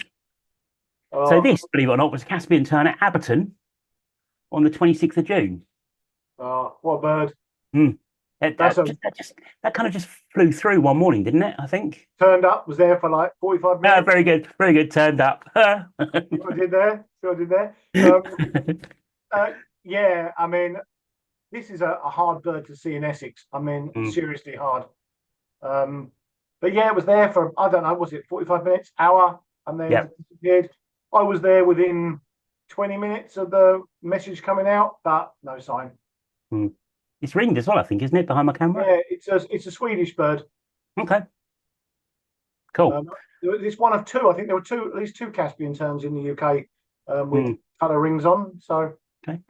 And Andy said something just told him to call in that morning, and it paid off. Shame he didn't stick around a bit longer. So I think he the only one that saw it. I think a couple of people saw it. Okay, cool. I think Andy and another guy. I think I saw some other photographs. So yeah. Cool. And so another photo of the same bird from Andy. And if you've never seen Caspian tern, they're the size of a herring gull. They're a brute of a tern. They're a big old bird. And with massive conch, massive great big beak. Big old parrot bill. Yeah. Yeah, lovely. As you can see. Yeah, look at that. Oh, it's a cracking bird. It really is. I mean, it just looks really front heavy, doesn't it? It does. Yeah, I mean, they're a smart bird. And he also had raven and wheatear from the Bell House landfill at Stanway. A pair of ravens have been seen at the site on and off since the 8th of July. And he also said, good luck to everyone in the photo contest. Excellent entries again, as always. So that's a raven. Nice. Slightly better picture of raven than my rubbish one earlier on. Yeah, but Andy wasn't at a wedding, was he? and a wheatear. So yeah, very nice. Thank you very much indeed. Then we're going to move on. We've got some pictures from Frankie, and he's chosen 10 pictures, and I haven't really looked at any of them actually, because I did this just before we started. So he's just messaged to say they're all from Blue House Farm. So okay, that might make it a bit easier. So we've got lapwings and spoonbills. Yep. I think. Yep. Okay, and maybe a crow in the background, I think, probably, or something black. Black, yeah. This looks like lapwing and what's that in the middle? Curlew sand. Oh, it's curlew sand. Yeah, curlew sand. Curlew sand. Yeah, molting it. It's a molting out one, isn't it? I think. Yeah. Yeah, molting adult. Yeah. Oh, I know this. Green shank. Excellent. Yep. I'll do the easy ones. You can do the next one. Ready? Yeah, go on then. Thanks. Black-tailed godwits. It's a lapwing. Yeah. Right. Okay, I've got to do this one then. It's my camera. Hang on a minute. That looks like a little egret, probably, with yellow legs and a black-headed gull, I think. Yeah, probably. Yeah, yes. Yep. Yeah. Right, ready? Your turn. Oh, thanks. Kestrel. Hey! Thanks, this is a good game. Should we just play this all night? Right, my turn. Hey, snipe. Excellent. Common snipe. Right, your turn. Wood sandpiper. Yeah, well done. So for the uninitiated, why is that a wood sandpiper? Nice big supercilium, lovely spangled back. Yep. Well, it's got, you can't really see the legs, but it's much more daintier, longer neck, longer build, finer build, longer legged. They do stand out from distance, even in your binoculars, don't they? Just being real slim, real dainty. Yeah, much more elegant bird. And Blue House has been good for wood sands. Yeah, my turn. Okay, so this has got yellowy, greeny legs and kind of a bit of a breastband going on. So yeah, this is the juvenile tenink stint that was down there for a while. Nice bird. Nice shot. Yeah, nice picture. Your turn. Green sandpiper. Excellent. Yep, good. And that's it. Right, that's it from Frankie. So Jackie Everett has sent in some pictures. She's put, maybe you would like to show the pictures of a greedy heron at Hickling on the next Birds of Essex talk. she was amazed that the fish went down at all. So look at the Oh, size of that. we watched this, didn't we, when we were at one of the scrapes? I didn't see it. I was further back. I missed this. It just basically caught this fish, and you thought, "There's no Oh, way that's going to get that down." Did it by that's literally bigger than the heron's head. I know, and it got it down in one go. Good grief. It's probably That still is amazing. digesting it as we speak. I was going to say it hasn't flown since, and that was like 3 months ago. Okay, right. Thank you for those, Jackie. They're really good. And then this is from Jan. So Jan sent a few pictures in. So this was working with the RSPB. So again, I think Jan was involved in the farmland surveys as well. Undisclosed site for obvious reasons. But on the right-hand side, if I'm not much mistaken, that's a juvenile turtle dove. It is. That's amazing. Fantastic. Absolutely fantastic. I sat in front of Chaffinch. Oh, Chaffinch, yeah. Yeah. Yeah, fantastic. You've got an adult turtle dove, juvenile turtle dove on the right-hand side. Oh, Brilliant. wow. That's what we want to see, isn't it? That's what we want to see. Mm. I mean, it seems to be a good year for turtle doves, and hopefully perhaps we'll get Mark Nowers on as a guest in the coming months. Talk Give us an about update. this year's season. Yeah. Another nice shot from Jan of adult turtle dove. Blue sky, beautiful shot. That's lovely. They're just such great birds. They really are. Yeah. And in flight, of course, you've got that gorgeous kind of diamond effect on the tail, haven't you? That's beauty. Dark tail with the white outer feathers. And the little alulas. Yep. They're poking out. Well done. Oh, excellent. Right. This is also from Jan. So this is obviously Blue House Farm. And again, I think we all know that's the Temmink stint. I think that's the most photographed Temmink stint ever in history. Yeah. So we've got here, well, go on. You know what these are. So yeah, wood sandpiper on the right and pectoral sandpiper on the left. They always remind me a little bit facially of a rough kind of. I don't know why they look a bit rough in the face. Got that slightly droopy bill. Yeah, nice breast band though. It's good. Yellowy legs. Oh, nice shot of it there. Yeah, pectoral sandpiper. So you can see they've got a kind of a V-shaped breastband, haven't they? Yep. Come down to a bit of a point. And nice sort of yellowy legs as well. Gorgeous, lovely bird. I did get to see that actually, which was good. Another molting adult curly sandpiper. Yep. Surrounded by black tail godwits. Hopefully, we should start seeing a few juveniles pass through Essex in the next few weeks. Okay. And he sent this in as well. So tufted duck and another duck, probably, I don't know what that is, gadwall or something. Canvasback, but is that the canvasback? I'm not sure. I'm gonna do that. Do you know what? I'm not. I think it's potch either. It's tricky, but if we look, I can't do a side by side, but the canvasback is. I mean, it might be the angle it's at. I don't know, but could be the angle. Yeah, actually. Not sure. The wing colours don't. I'm not sure. Not sure. I know that there's been. It's quite a tricky bird because there are so many. We were discussing this the other day, weren't we? We were. Yeah. There are so many pochard around, and it's when you see the canvasback, it's obvious. But if you haven't seen it, they all start to look like canvasbacks. So I was doing it the other night, and I was trying to turn all the pochards into canvasbacks. It was horrible, and there was lots of people there. I know the other day photographing a pochard. And when the word gets around, when someone says that's the canvasback, it's the same old thing, isn't it? You look at it and you kind of go for it, don't you? You don't sort of look at it properly, kind of thing. Right. I don't know, but I'm not 100% sure that the bill shape is right on that. It looks just a bit. I'm not sure. Don't know. Anyway, nice picture. Anyway, thank you. Yeah, good pick. And it may well be the canvasback. Who knows? And then this is also from Janet Hanningfield. So 16 black terns yesterday. Wow, good. Yeah, I mean he sent this through today, and he said there were 16 yesterday, so that's cracking. And that's a black-neck grebe. Yeah, nice. Yep, lovely. And that's again at Hanningfield. Fantastic. And then we move on to Julia Todd. So Julia said she had an enjoyable group holiday in Shetland earlier this year, and she's attached a few of her photos. A Franklin's gull. These might be in the wrong order actually. So hold on. So common tern and Arctic tern. Common and Arctic. So common on the left with the black tip, and Arctic on the right, just a slightly squatter bird. You can't really see the leg difference there, can you? No, do you know what? No, because Arctic terns are already short leg, but actually that common is squatting down a little bit, but it's the blood red bill, isn't it? Short, slightly shorter and blood red, no dark tip. But okay. Interesting. Okay. Okay, right. That's the Franklin's goal. So Nice. identified by one of the leaders, not by her. I wouldn't know what it was either, to be fair. Apparently, only the eighth ever seen in Shetland.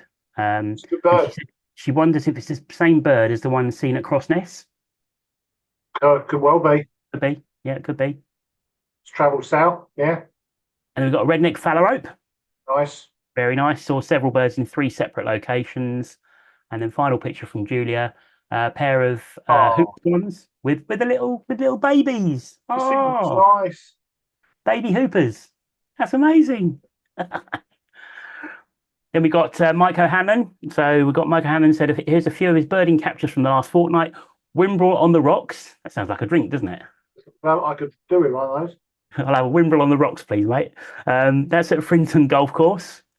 And then to go with his Wimbrel on the rocks, he's gone for a juvenile sandwich turn. Good. That's at the Nays. That's a nice shot, like that. And a pied flycatcher at EWT Barn Spinney. Nice. That's at the Nays as well, I think he's put on here. Yep. Yeah, it's right close to the name's Barn Spinney. Yeah, nice little Oh, reserve. I don't know that. Where's that? Whereabouts is it? It's down the bottom of. It's bottom of like Nays Park Road. Okay. It's a Oh, little I tiny have to look that woodland. up. Nice. And then yeah, they've got the canvas back here. So this one, yeah, it's just a bill shape. It just looks, for me, the canvas Yeah. back when you see it's Over. straight, it's really straight here. It hasn't got that curve. So I don't know if we can very quick. I know time's ticking, but if we flip back to Jan's picture there, I think if you look at the shape of the bill on this bird, it's got quite a noticeable curve on it, hasn't it? Yeah. Um, and then if we could flick back here, I mean, it might be the angle, but that is The it's angle, but yeah.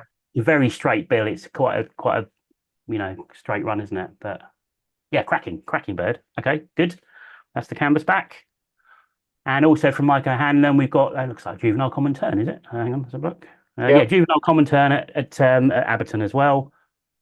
And then nice knot just coming out of breeding plumage. That's And juvenile, that is. that was Juvenile. at the Nays, yeah. Is that a Jove? Yeah, Oh, juvenile. okay. Yeah, Oh, yeah, nice. pale fringing, of course. Yeah, nice pale Oh, thing. very Yeah. nice. Yeah, love that. Yeah, excellent. I don't think I've ever seen a juvenile. Not. No, I mean, again, they're just starting to come through now. So Yeah, not now's sure a if I have really or good not. time to go and see juvenile waders. Yeah. Okay, cool. And then Nick Lay sent in adult swallow feeding its young. Nice. We've got a kestrel, and that was along the seawall at East Tilbury. I think the swallow was at Thames, EWT Thames, Nice. Thames side. And then that's lovely, isn't it?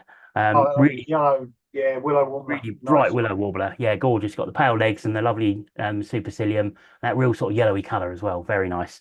And that was at Thurrock Thames side as well. Very, very nice. And then we've also got that's another kestrel from Nick Lay, and that was at East Tilbury. That's a good capture, isn't it? Lovely shot as well. Like Yeah. And then we've got Richard Chew. Well, this isn't Richard Chew. This, well, I don't know. One of them might be That's Richard not in Chew. Essex, is it? Yeah, Well, I don't know, it might be. that beats your beaver, mate. Yeah, you know what? Beats your hands down, that does. Brown hair, crikey. So Richard said, right, here we go. Blah, blah, blah. He's in Manchester at the moment, so I know you're watching, so hi. And he visited Slovenia for 2 weeks in May, and the trip included a 3-day brown bear hide photography package.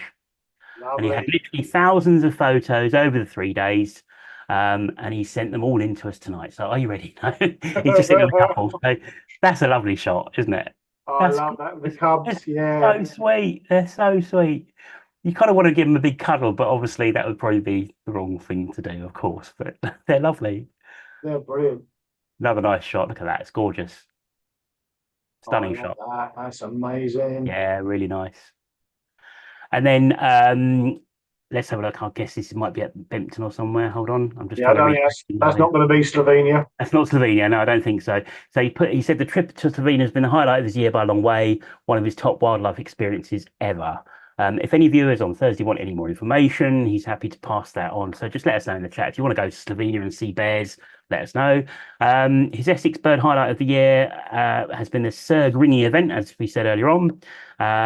And he's got a photo of a willow warbler in here somewhere. And of course, he did go to Bempton Cliffs. So we've got gannets at Bempton Cliffs.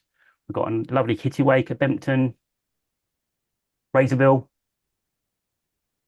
Guillemot. That's a nice shot on the edge of the cliff. Nice. The daisies. Yeah, nice. My favourite, the Fulmar. Yep. Nice little tubey nose. And of course, Puffin. And then he also went to EWT Pound Wood in Hadley. Ah, yes. And these are Heath fritillaries. So you've got an underwing shot and the full wing shot as well. Well, it was a cracking year for Heath fritillaries. Yeah, really lovely. And then finally, that's the willow warbler from the ringing session that he took. So it was really nice to see a willow warbler in the hand. And then, I don't know if you can see this. Can you see a video playing? So this is the final one. This is from Tim Hayward. And he sent this in a little while ago, but he's put a short video you might like to show on the next show. He's never seen behaviour like this before. There's a huge amount of cooperation and understanding going on between these two crows. Is it just one seeing a feeding opportunity and the other happy to get rid of mites or fleas? Or is it some form of bonding or relationship behaviour? And how did it start? Did one go to the other and communicate, hey, stand still a minute, I want to feed on your mites? Or did the other one communicate, these things are a nuisance, can you get rid of them for me? I also noticed that the one doing the grooming is focusing on parts of the other one, its neck and chin, that the other can't reach for itself. It would be interesting to know if anyone has any thoughts on what is going on here. Filmed it at Abberton, Lair de la Haye Causeway on the 30th of June. Are you ready? Yep. I don't know how well it will play on this, but hopefully it should play. There you go. Can you see? Yep. So that, I mean, the bird on the left is standing dead still. Neck up. Yeah. Neck up, so it can't reach its neck. So I would guess, yeah, I don't know. I mean, I wonder why. Yeah, I wonder why just doing that posture. It's almost saying, look, something you need to. I've got something going on here. I've got some mites or something. Yeah, feather mites, and maybe the other one's grooming it. Maybe, but I've never seen that behaviour before. Yeah, unless they're making. I mean, I don't know if they're making any noise. I mean, obviously we can't hear that, but. I mean, that one's got its bill open, but you know, that's interesting. So, has anyone ever seen crows or any other species doing that mutual grooming? And if so, any ideas why they might be doing it? So yeah, share that in the chat as well, please. I mean, obviously pair bonding, grooming and stuff, but this is obviously not. But no, that looks like it's for a purpose, doesn't it?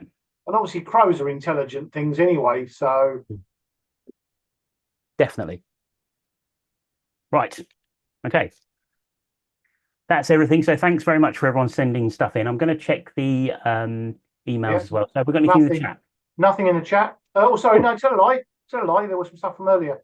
Now I need to find it because now I missed it.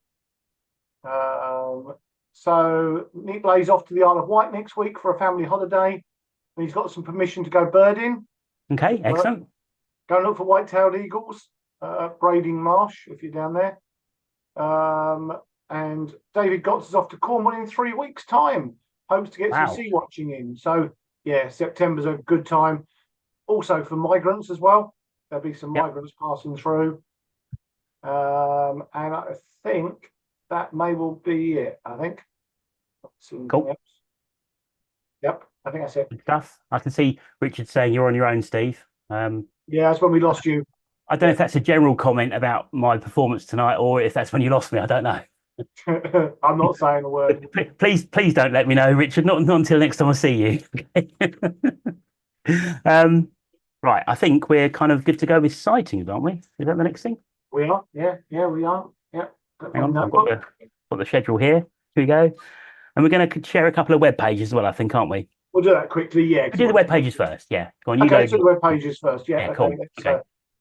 Let me just get. So, should I do mine first?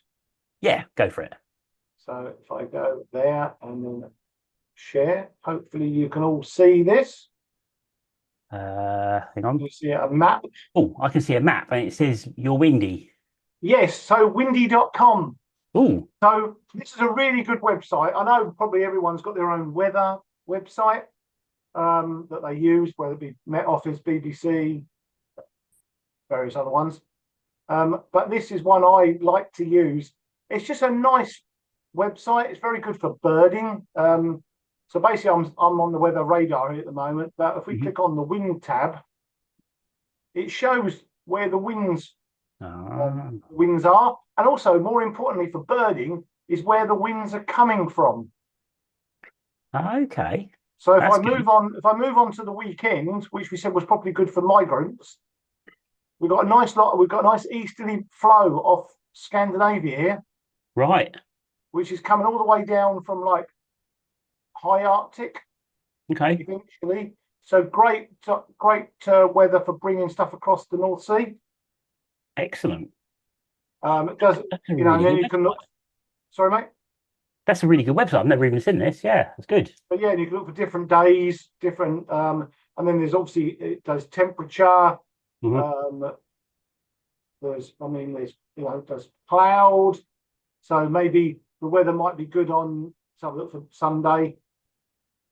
So for Saturday, yeah. So Saturday, the coast looks really good. Nice bit of cloud cover, a nice sort of northeasterly wind. So yeah, it's a really good website.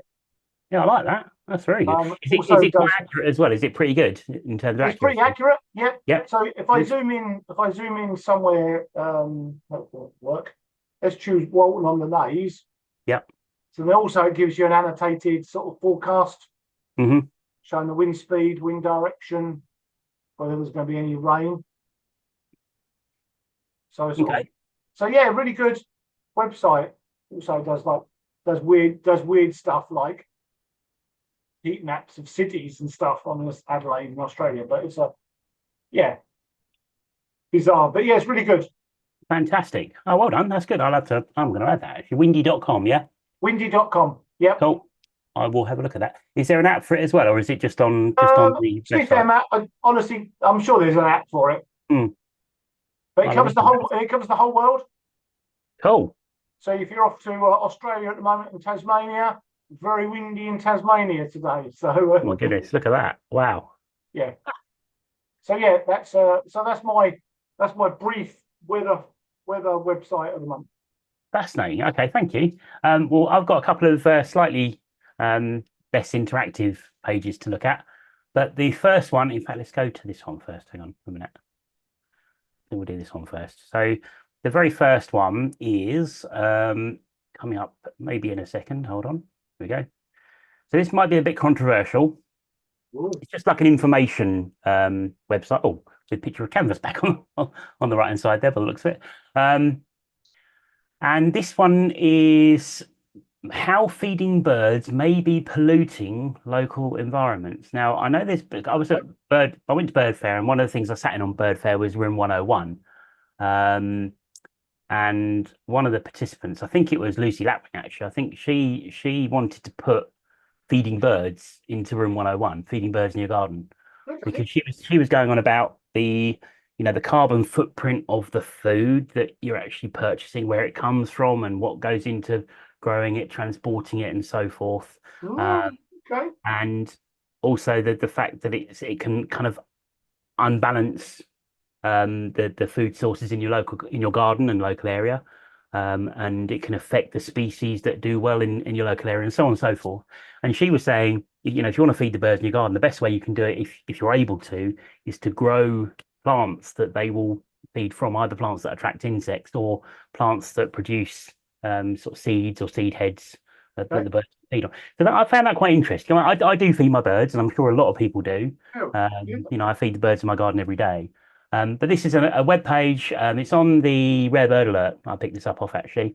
And how feeding birds may be polluting local environments. It just discusses what similar sort of thing to what I was just saying, and how the food itself can be adding sort of different chemicals and chemical compositions into the environment because we feed in such large quantities. So a bit controversial, because I know we all like to feed our birds, but it's just interesting to look at the other side of the story. So I quite like that one. And then the other one, which is a much happier web page, I think. Can you still see this? Yep. Oh, the old turtle doves. Excellent. This one here, yeah, turtle doves. So, as we know from Mark Nowers, there's been a hunting ban in Europe for the last 2, 3 years. I think it's in its Right. third year, isn't it? Yeah, it's been Yep. extended Yep. again. And the report shows there's been a rapid 25% increase in the turtle dove breeding population across Western Europe, That's just amazing. during the first 2 years, which is amazing. So I think that speaks for itself, really, doesn't it? So have a look at that. Look that up. I can share the links on when we post the this up to YouTube. I'll put the links to the videos and to Steve's website, the Windy website, Yep. in the information below. But that's definitely worth a read because turtle doves are kind of having a bit of a rebound. Um, Mm, and long may it continue, but hopefully if they can continue this hunting ban, yeah. they've got a chance, haven't they? Yeah, Really good. Yeah. good. Cool. There you go. Uh, Right. and back to my windy. Yes. Back to my wind. There is. Lauren said there is indeed an app, so you can download that. Excellent. Thank you. Thanks a That's lot. good. Thanks, Lauren. Yes, thanks, Lauren.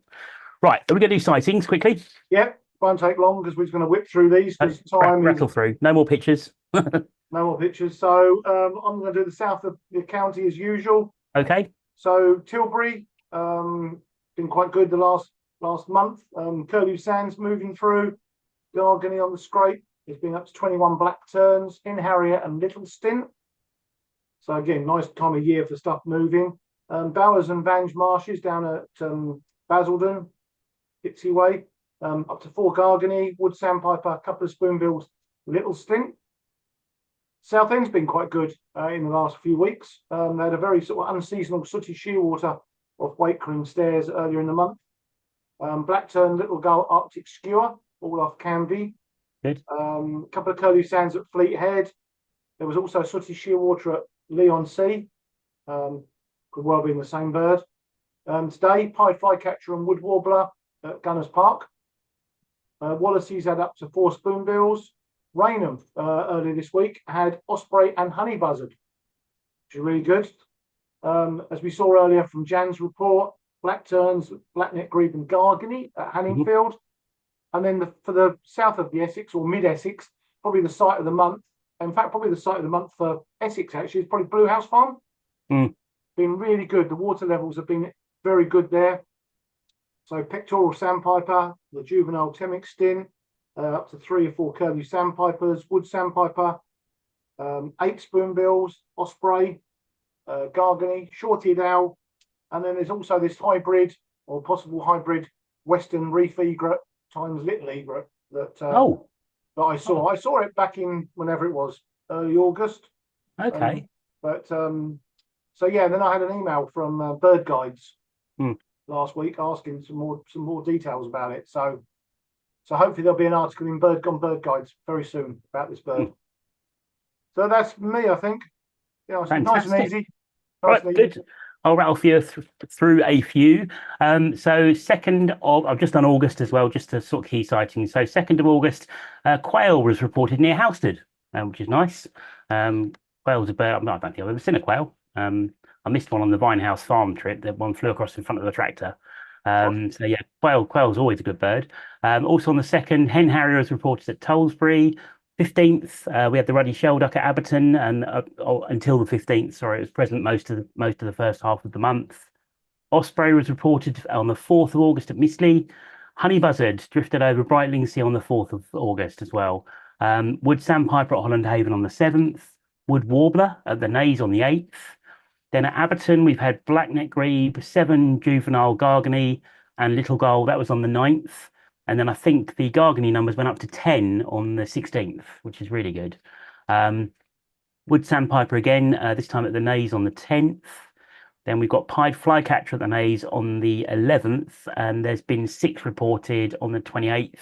I know there's been a few more reported today as well. So good time at the moment to get out to a coastal area, particularly somewhere like the Naze, and look out for spotted fly and pied fly. Yeah. Canvasback at Abberton. I think Matt Lonsdale saw this one for the first time, if I'm correct. He was the first one to report it. That was on the 11th, and obviously it's been there ever since. It can be a bit tricky, as we said earlier on, but it's definitely there or thereabouts. Pied flycatcher also at Colne Point on the 14th. I imagine that was Chris Fulchin. I expect saw that. Little stint at the Naze on the 16th, spoonbill on the Stour on the 18th. That's an unusual bird for the Stour. And I think it was still there over the weekend. Ray Watson said he went a few days ago and saw it. So that's good. Yeah, and there were two there tonight. Were they really? Oh, Mm. I missed that. Okay. Yeah, Whereabouts on Hogmarsh or between the co-op and the railway bridge. yeah, Hogmarsh area. Okay. Mm. Fantastic. I might go and have a look tomorrow. Um, then I've got to go to work, but I'm sure I can fit it in somewhere. Rude not to.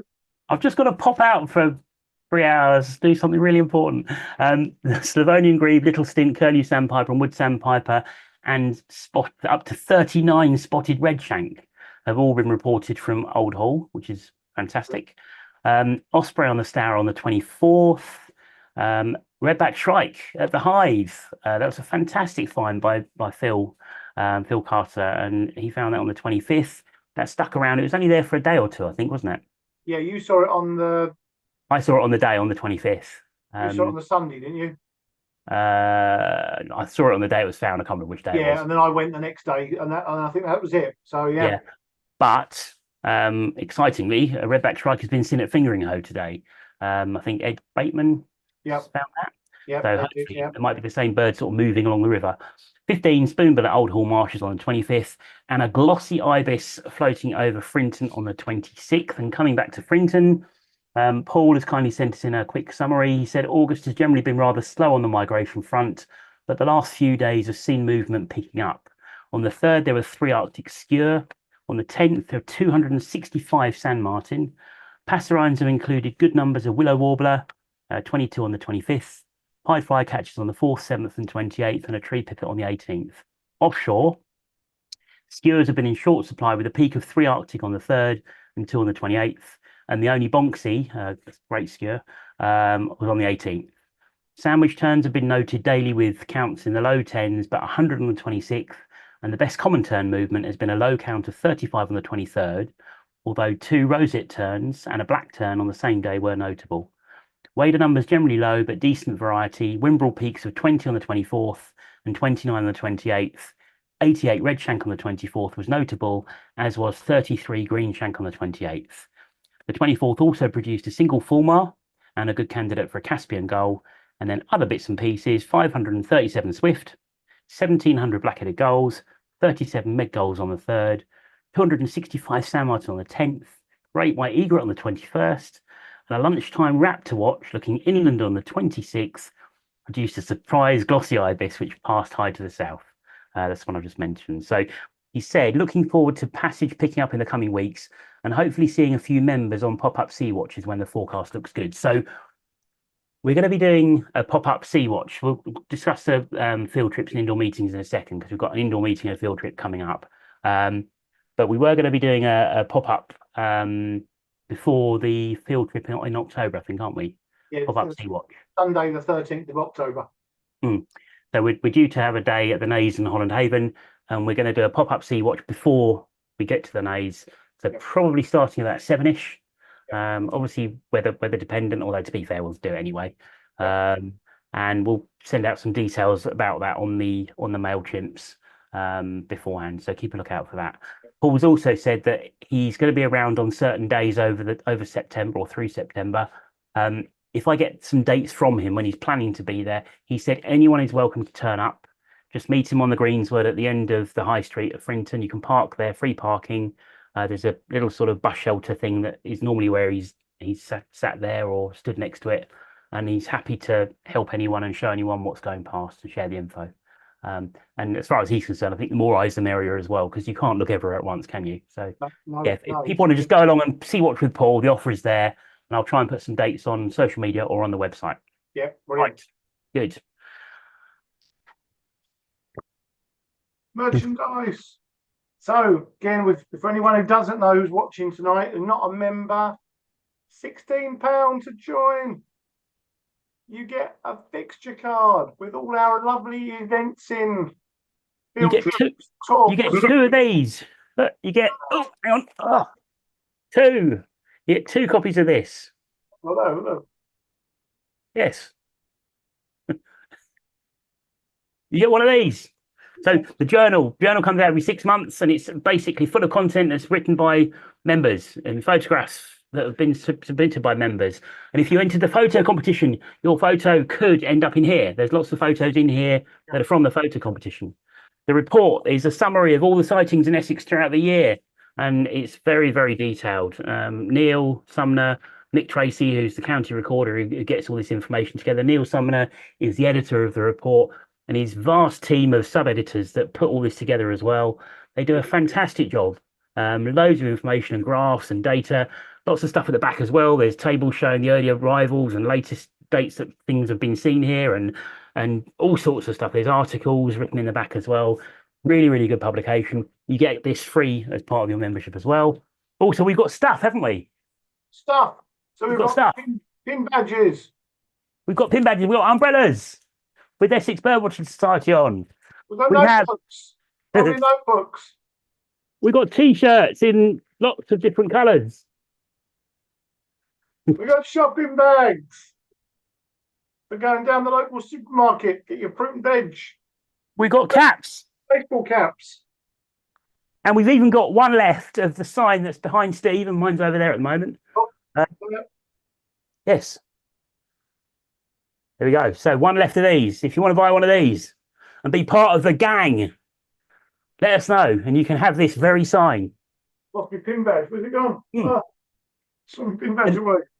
Very quickly, while we're yabbering at the end, the reason I haven't got my sign on the wall behind me, I want to thank Tina, because it was my birthday in July, and she got me a little present for my birthday, but she said that a present was on order, and it didn't turn up, and didn't turn up, and didn't turn up, and so on and so forth.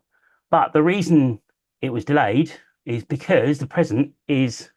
Yeah, look at that. Yes. That, and it matches. So if anyone that doesn't know, that one there is the autumn scene from Minsmere by Richard Allen, and that's a print that I bought myself at Bird Fair a few years ago and framed it and love it. It's fantastic. Full of different birds. There's loads of different species on there, and you're always finding something new. Well, Tina commissioned Richard to paint this for me, and this is like a summer scene of Minsmere, and yeah, unbelievable. And the fact that it's like a real painting, it really pops. You can see here, I mean, that's amazing, but that really pops because it's kind of you showed me it online the other night, didn't you? And it's amazing. It's really cool. So yeah, big thank you to Tina. I've already said thank you earlier, but I want to say thank you publicly because it's an amazing present. Really pleased with that. So thank you. I'll let her know when my birthday is then. All right. Yeah. Yeah. I'll get my, don't worry, I'll get my paintbrushes out, mate. I'll do you one. That's fine. Yeah. Could you imagine that behind you? You know what? I'd put it up. I'd love it, mate. I might give it a go. Right. Okay. Have we missed anything? And now we're running. We've been almost 2 hours now, so I apologise to everyone. Really quickly, indoor meeting next week. I can't remember what it is now. I did remember it. And I've got my fixture card here because obviously, if you're a member, you will have received your fixture card through the post. So the next meeting is it's Ralph and Brenda Todd. Excellent. Our old friends of the society, really good. They're doing a talk on. It's called "Where Yeehaw Meets Olay." There we go. So it's a talk about. I wish I actually wouldn't mind going to that, but I'm going on way. So talking about New Mexico, Southern California, and Texas. Excellent. So for anyone that wants to know what's going on, it's all on our website now. So if you go to the events tab, hover over there, you've got monthly meetings and you've got field trips. The meetings are either indoor talks. So if it says Chelmsford, it's an indoor talk, and the online talk is going to be hosted on YouTube, and it will say online for an online talk. So try to make it as clear as possible. And they're all there going right the way through to April. And well done to Paul Everett for organising this. He's now in charge of organising all of these meetings. So he's going to do a great job and looking forward to them. And also back on the events, you've got the field trips. So we've got a field trip next month to Cly, I think. Yeah, there you go. Marshes, North Wildlife Reserve on the 15th of September. Looking forward to that. That'd be good. And what we've done this year, there was a little bit of confusion one of the trips last year, which was my fault. Hands up, apologies. So I've made it very clear on here now, by coach with a 7 o'clock start, self-drive, 9 o'clock start, and so on and so on. So it tells you whether it's a coach trip. If it's a coach trip, what time we're starting. That's obviously when we're leaving Chelmsford. And then it will say on here as well if there are any pickups. So I can't see one at the moment, but hang on. Is there any pickups? Here we go. Stanway pickup is required. So it should say on there if there are pickups, and it tells you on the left-hand side what time the meetings are as well. If anyone spots any mistakes in this, please let me know. Send an email to info.ebws@gmail.com and I'll correct it. Okay. But we've got field trips going right the way through to June. Next year. And these are also on our Essex Birdwatching Society Facebook page. All the events are on there as well now. Excellent. And thanks to you, Steve, because you kind of organise all these field trips, don't you? Oh, pleasure, mate. No, it's nice. So, some of these are already full up, as you'll see on the website. But if you've not joined one of our field trips, whether it be self-drive or coach, please come along. We have great fun. You get to meet Matt and I. So that's how the day starts, and then it gets a lot better, obviously. So. Yes. Oh yeah, it can only get better. But no, you know, we have a great day. Yep. We see lots of stuff, like-minded people. It's just great fun, and well recommended, I have to say. Absolutely. And Steve plans all these trips, so they're all at good locations at good times of year, and tide times are all looked at and all that kind of thing. The self-drive trips, as Steve said, you can just turn up. You don't need to book for those at all. But with the coach trips, you need to book with Jerry. So Jerry organises all the kind of admin side of it in terms of booking coaches and making arrangements with all the different sites. So Jerry does a fantastic job on that as well. And if you want to come on any of these trips, just contact Jerry. The contact details are at the top of this page. His email is just there, and his phone number's on there as well. So get in touch with him. But they are filling up. We try and keep this up to date. But you can see on here, 8 places available. What else have we got? Hang on. Full. 4 places available, 7 places available. So there are places, but I don't know how up to date this is, to be fair. I think it's about 2 weeks. So some of them might have gone. But do get in touch with Jerry. You can go on a waiting list. And if people cancel, you'll get on the coach. Yep. Coach prices, incidentally, just to let people know, they've gone up to £25 a seat this year. It hasn't gone up for donkey's years, has it? No, it's been the same price for 10 years or something like that. Yeah. So, obviously cost has gone up slightly, but it's still a great value day out. Definitely. The 25 quid instead of 20, but the extra £5, it's definitely worth it. Right. I think we might be there. Yeah, we've had a few good nights from people, so people are off to go. Oh, they're gone. All right, okay. David Gott said, good night, everyone. Until we meet again, I wish you all good birding. And Sarah Henson-Webb, thanks so much, Matt and Steve. Great show as always. Love the mindful moment video. Definitely. Which is we're going to finish. Sorry, go on. I was going to say thanks to John again for doing it. Brilliant. Thanks, John. Definitely. Nice. Well, thanks to everyone. Thanks to everyone who sent in their pictures as well. Thanks for watching. Thanks for chatting. Apologies, we had some technical issues tonight. Hopefully it won't happen next month. If it does, I'll have to work out how to stop it happening. But we're going to finish with a video compilation of all of the entries in the photo competition. So there's nothing else we need to catch up on.